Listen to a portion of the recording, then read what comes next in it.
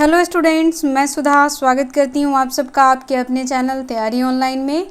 आज हम डिस्कस करने जा रहे हैं क्लास 9th का वर्कशीट नंबर 34। वर्कशीट है 22 सितंबर 2020 का और आज का हमारा टॉपिक है निर्धनता। तो चलिए स्टार्ट करते हैं वर्कशीट नंबर 34। अगर आप हमारे चैनल पर नए हैं तो आप हमारे चैनल को सब्सक्राइब कर लें, बेल आइकन को दबाएं ताकि सभी नोटिफिकेशन आप तक पहुंचता रहे। वीडियो को लाइक करें और दोस्तों को शेयर अवश्य करें ताकि उन्हें भी वर्कशीट नंबर 34 को सॉल्व करने में हमारी वीडियो से हेल्प मिल सके। जैसा कि बच्चों हम जानते हैं कि आज का हमारा टॉपिक है निर्धनता। निर्धनता एक चुनौती, और यह टॉपिक सामाजिक विज्ञान के अर्थशास्त्र से लिया गया है। यहाँ आपको अपना नाम और यहाँ आपको आपके क्लास टीचर का नाम लिखना है। तो बच्चों सबसे पहले समझिए निर्धनता। निर्धनता क्या है? निर्धनता यानी गरीबी। निर्धनता यानी गरीबी, अभाव। अगर लोगों के बीच अभाव है तो वह क्या कहलाएगा? निर्धनता, गरीबी। और निर्धनता और गरीबी कहाँ से आया? जब लोगों के पास रोजगार नहीं होगा। रोजगार नहीं होगा तो लोग क्या होंगे? निर्धन होंगे। उनके पास ना तो खाने के लिए पैसे होंगे, ना तो सही से रहने का जगह होगा और लोग भूखमरी का शिकार होंगे। तो निर्धनता की मूल वजह क्या है? बेरोजगारी। बेरोजगारी निर्धनता का मूल वजह है। अगर हर व्यक्ति के पास रोजगार होगा तो वह गरीब नहीं होगा, सही से खा सकेगा और अपना घर सही से चला सकेगा। लेकिन हमारे देश में बेरोजगारी ही निर्धनता का सबसे बड़ा कारण है। आज हमारे देश में बहुत सारे शिक्षित लोग भी हैं जो बच्चों बेरोजगार हैं। तो आज हम जानेंगे निर्धनता एक चुनौती। हमें अपने आसपास बहुत से ऐसे लोग दिखाई देते हैं जो बहुत गरीब हैं। गांव में भूमिहीन कृषि मजदूर, दैनिक मजदूरी करने वाले, रिक्शा चालक, कूड़ा बीनने वाले, भिखारी, बेसहारा अनाथ, फुटपाथ या शहरों की झुग्गियों में रहने वाले ऐसे लोग जो अपनी रोजगार की ज़रूरतों को पूरा करने में भी असमर्थ रहते हैं। तो बच्चों बेरोजगारी या निर्धनता का मूल आधार है रोजगार का न मिलना। अगर रोजगार मिले तो इंसान निर्धन ना हो,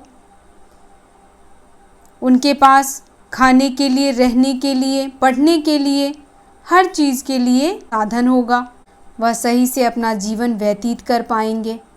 हम सब ने देखा है कि बहुत सारे ऐसे लोग हैं जो रिक्शा चलाते हैं, उनके पास भी कोई रोज़गार नहीं है। अभी देखिए कोविड की वजह से रिक्शा चालकों की भी स्थिति बहुत ही बदतर है। वह खाने तक के लिए पैसे नहीं जुटा पाते। जो लोग कूड़ा बीनते हैं, जो भीख मांग के अपना जीवन यापन करते हैं, कुछ बेसहारा अनाथ लोग, अगर सभी को रोजगार मिलता तो हमारे देश की ऐसी भयावह स्थिति नहीं होती। लोग गरीब नहीं होते, सभी के पास खाने के लिए, रहने के लिए पैसे होते, पहनने के लिए कपड़े होते, उन्हें कूड़ा बीनना नहीं पड़ता, भीख मांगना नहीं पड़ता, अनाथों को भी सहारा मिलता, किसी को भी फुटपाथ पर सोना नहीं पड़ता। तो हमारे देश की आर्थिक स्थिति बहुत ही बद से बदतर है, जिस वजह से हम सब की स्थिति खराब है। और हमारे देश में सबसे ज़्यादा ज़रूरत है रोज़गार की। सरकार को हर नागरिक को रोज़गार देना चाहिए, जिससे हमारे देश की गरीबी, निर्धनता खत्म हो सके। निर्धनता का अर्थ भूखमरी और आश्रय का न होना। सही बात है बच्चों। भूखमरी कब होता है? जब आपके पास रोजगार नहीं है, आपके पास पैसे नहीं हैं कि आप उससे कुछ खरीद के अपना पेट भर सके। आपके पास रहने के लिए घर नहीं है, तो यह क्या कहलाता है? निर्धनता।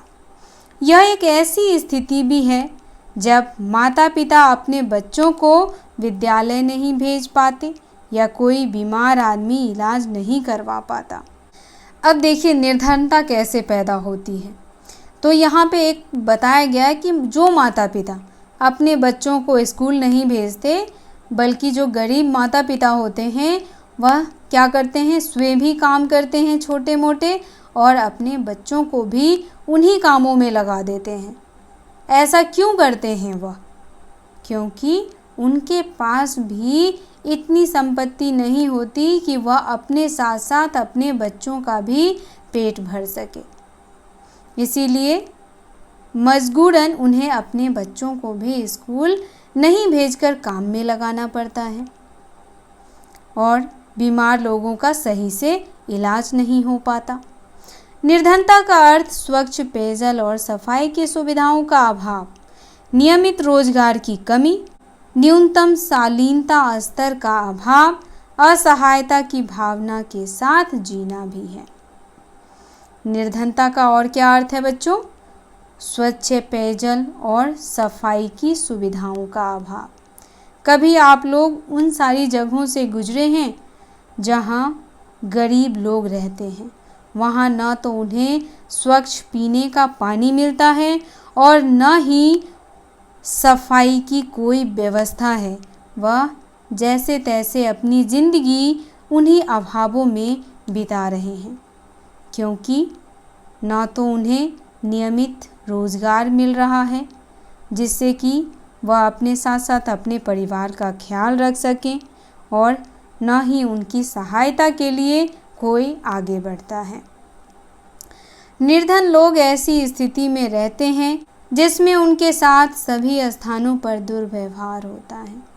कोई भी निर्धनता में जीना नहीं चाहता। सही है? यह बात बिल्कुल सही है बच्चों। इस दुनिया में कोई भी इंसान निर्धनता में नहीं जीना चाहता है।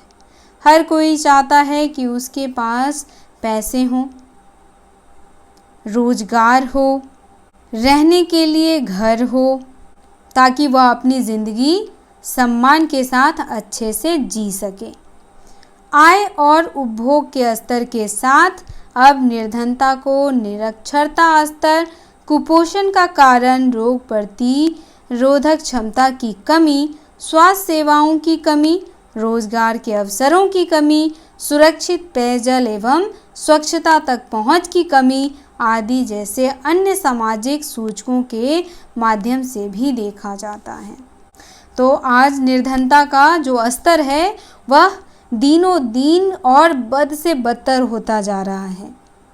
न तो उन्हें साक्षर बनाने के लिए ही सरकार कुछ कर रही है, बहुत सारे बच्चों को सही आहार न मिलने की वजह से वह कुपोषण के शिकार हो रहे हैं और साथ ही उनके अंदर प्रतिरोधी क्षमता भी कम हो रहा है, क्योंकि उन्हें भोजन नहीं मिल पाता, उन्हें पोषक तत्व नहीं मिल पाता, ना ही उन्हें स्वास्थ्य सेवाएं मिल पाती हैं। रोजगार के अवसर भी उन्हें नहीं मिल पाता, क्योंकि वो लोग गरीब होते हैं।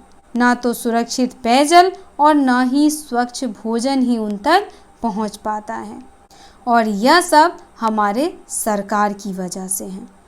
सामाजिक अपवर्जन।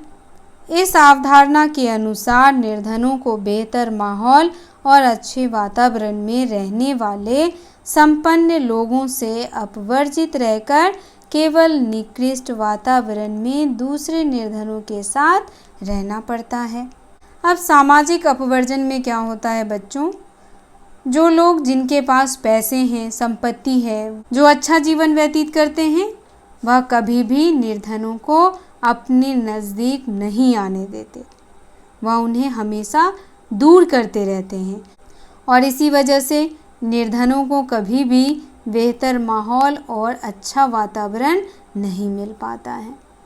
सामान्य अर्थ में सामाजिक अपवर्जन निर्धनता का एक कारण और परिणाम दोनों हो सकता है।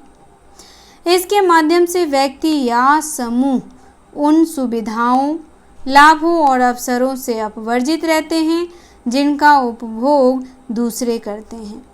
भारत में जाति व्यवस्था में कुछ जातियों के लोगों को समान अवसरों में अपवर्जित रखा जाता है। यह भी बिल्कुल सही है बच्चों। हमारे देश में जाति व्यवस्था बहुत ही ज़्यादा मान्य है। लोग यहाँ जातियों को मानते हैं। लोग यहाँ इंसानियत को नहीं देखते, लोग सिर्फ जातियों को देखते हैं।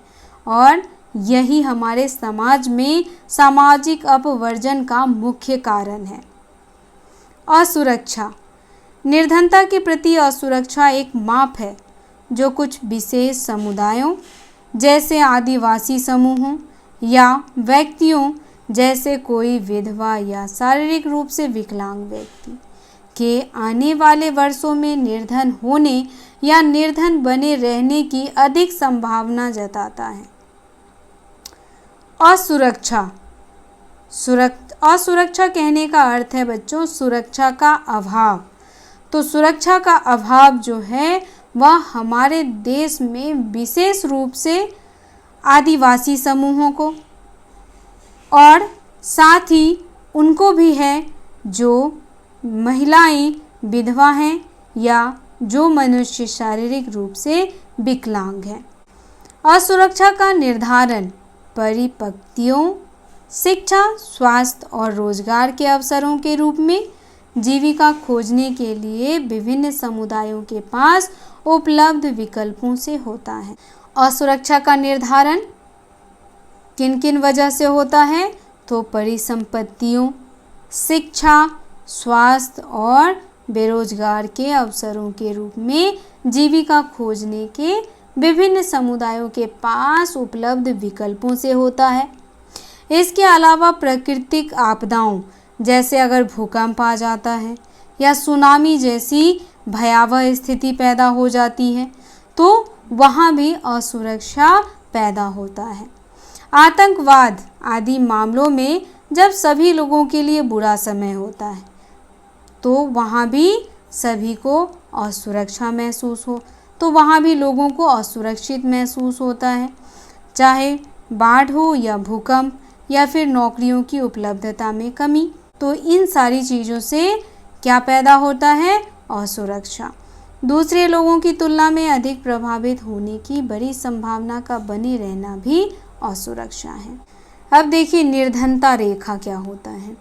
किसी व्यक्ति को निर्धन माना जाता है यदि उसकी आय या उपयोग स्तर उस न्यूनतम स्तर से नीचे गिर जाए तो मूल आवश्यकताओं को पूर्ण करने के लिए आवश्यक है। मूल आवश्यकताओं को पूर्ण करने के लिए आवश्यक वस्तुएं विभिन्न कालों एवं विभिन्न देशों में भिन्न है। अतः काल एवं स्थान के अनुसार निर्धनता रेखा भिन्न हो सकती है। प्रत्येक देश एक काल्पनिक रेखा का प्रयोग करता है जिसे विकास एवं उसके स्वीकृत न्यूनतम सामाजिक मानदंडों के वर्तमान स्तर के अनुरूप माना जाता है। तो बच्चों निर्धनता रेखा यानी किसी व्यक्ति को कब निर्धन माना जाता है और कैसे पता चलता है कि वह व्यक्ति निर्धन है? वह उसकी आय से पता चलता है कि वह प्रतिदिन कितना कमाता है या उसकी मासिक आय कितनी है, वह अपनी मूल आवश्यकताओं को पूर्ण कर पाता है या नहीं, जो उसकी आय है उससे अपनी मूल आवश्यकताओं को पूर्ण कर पाता है या उसकी मूल आवश्यकताएं जो हैं वह उससे पूर्ण नहीं हो पाती। तो यह सब है निर्धनता रेखा को परखने का तरीका। काल एवं स्थान के अनुसार भी निर्धनता रेखा भिन्न हो सकती है। प्रत्येक देश की निर्धनता रेखा जो है वह समय के अनुसार बदलती रहती है। भारत में निर्धनता रेखा का निर्धारण करते समय जीवन निर्वाह के लिए खाद्य आवश्यकता, कपड़ों, जूतों, ईंधन और प्रकाश, शैक्षिक, चिकित्सा संबंधी आवश्यकताओं आदि पर विचार किया जाता है। तो भारत में निर्धनता रेखा का निर्धारण करते समय किन किन चीज़ों का विचार किया जाता है? खाद्य आवश्यकताएं यानी भोज्य पदार्थों की पूर्ति हो रही है या नहीं, कपड़ों की पूर्ति हो रही है कि नहीं, जूते, ईंधन, प्रकाश, शिक्षा, चिकित्सा, ये सारी आवश्यक चीज़ें हैं जो उन्हें मिल पा रहा है या नहीं। इन सारी चीज़ों का अभाव जिनके पास है वह क्या है? निर्धन। निर्धनता रेखा को आकलन करते समय खाद्य आवश्यकता के लिए वर्तमान आधार किसी व्यक्ति के कुल सैलरी आवश्यकताओं पर भी आधारित है। अभी हमने पढ़ा था कि निर्धनता जो है वह लोगों की आय पर भी आधारित होता है। एक दिन में उसकी आय कितनी है या एक महीने में यानी कि उसकी मासिक आय कितनी है, उस आय से वह अपनी आवश्यकताओं को पूरा कर पा रहा है या नहीं कर पा रहा है। तो यह एक मूल कारण है निर्धनता का। खाद्य वस्तुएं जैसे अनाज, दालें, सब्जियां, दूध, तेल, चीनी आदि मिलाकर इस आवश्यक कैलोरी की पूर्ति करती है या नहीं। अब देखिए, वह इंसान सबसे ज़्यादा निर्धन कहलाएगा जो अपने लिए इन सारी चीज़ों की पूर्ति नहीं कर पा रहा है, या वह देश निर्धन कहलाएगा जहाँ के लोग इन सारी चीज़ों की पूर्ति स्वयं के लिए और स्वयं के परिवार के लिए नहीं कर पाते हैं। इस आवश्यक कैलोरी की पूर्ति करती है। अगर वह देश इन सारी आवश्यकताओं की पूर्ति करती है तो वह देश निर्धनता रेखा के बाहर होगी। आयु, लिंग, काम करने की प्रकृति आदि के आधार पर कैलोरी आवश्यकताएं बदलती रहती हैं। भारत में स्वीकृत कैलोरी आवश्यकताएं ग्रामीण क्षेत्रों में 2400 कैलोरी एवं नगरीय क्षेत्रों में 2100 कैलोरी प्रति व्यक्ति प्रतिदिन है। तो बच्चों, गांव के लोगों के लिए कितनी कैलोरी की आवश्यकता होती है? 2400 कैलोरी। लेकिन लोग इतने निर्धन हैं कि वह अपने लिए 2400 कैलोरी भी नहीं पूरा पाते, चाहे वह गांव के लोग हों चाहे वह नगर के लोग हों। अगर गांव में निर्धनता है तो नगरों में भी निर्धनता है। मुझे आशा है निर्धनता के बारे में आप लोगों को अच्छे से समझ आया होगा। अब देखते हैं निर्धनता से संबंधित जो भी प्रश्न पूछा गया है उसका आंसर क्या होगा। पहला प्रश्न देखिए, निर्धनता के क्या क्या लक्षण हैं। तो बच्चों, पहले प्रश्न का उत्तर हो जाएगा हमारा, निर्धनता का लक्षण है भूखमरी, बेरोजगारी, आश्रय का अभाव, स्वच्छ खाद्य और पेय पदार्थ का अभाव और साथ ही स्वास्थ्य सेवाओं का अभाव। यह सभी निर्धनता का लक्षण है। दूसरा प्रश्न देखिए, निर्धनता से लोगों का जीवन किस प्रकार प्रभावित होता है। तो इसका आंसर देखिए, निर्धनता से प्रभावित लोगों का जीवन, पहले रोग प्रतिरोधक क्षमता में कमी, दूसरा सामाजिक अभाव, लोग समाज से दूर रहते हैं, अलग रहते हैं तो सामाजिक अभाव, निरक्षरता, निर्धन होने की वजह से लोग अपने बच्चों को स्कूल भी नहीं भेज पाते हैं और बहुत सारी ऐसी बातें हैं जिनकी जानकारी उन्हें नहीं होती है। इतनी आय नहीं होती कि वह अपना पेट और अपने बच्चों का पेट अच्छे से भर पाएँ, तो वह भूखमरी के भी शिकार होते हैं। तो निर्धनता से प्रभावित लोगों का जीवन जो है वह इन सारी चीज़ों से ग्रसित होता है। अगला प्रश्न हमारा है, सामाजिक अपवर्जन और निर्धनता किस प्रकार एक दूसरे का कारण और परिणाम दोनों है। तो इसका उत्तर हो जाएगा, सामाजिक अपवर्जन का अर्थ है सामाजिक अलगाव। निर्धन लोग समाज से अलग रहते हैं क्योंकि वे निर्धन हैं। समाज में निर्धनों को समानता का अधिकार नहीं है। यही मुख्य कारण है उनकी निर्धनता का। क्योंकि वह समाज से अलग रहते हैं इसीलिए समाज में जो भी बदलाव होता है वह उससे अवगत नहीं हो पाते हैं, इसीलिए वह निर्धन ही रह जाते हैं। अगला प्रश्न हमारा है, निर्धनता रेखा को निर्धारित करते हुए किन किन बातों का ध्यान रखा जाता है।